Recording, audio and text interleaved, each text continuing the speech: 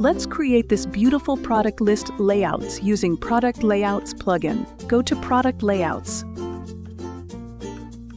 Create product list layouts.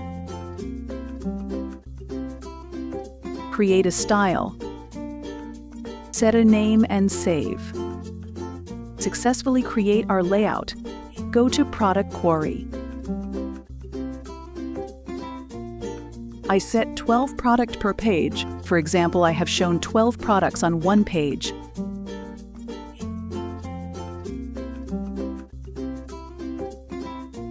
If we set -1, then we will see all product in a page.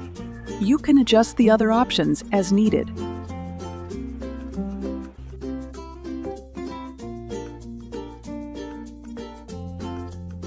We can use the shortcode anywhere, but I use the shortcode Publish the layout in a page. Copy the shortcode. Back to Dashboard and create a new page. Set a title. Paste the shortcode.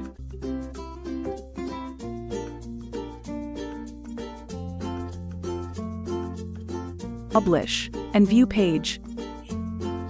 This is our attractive product layout.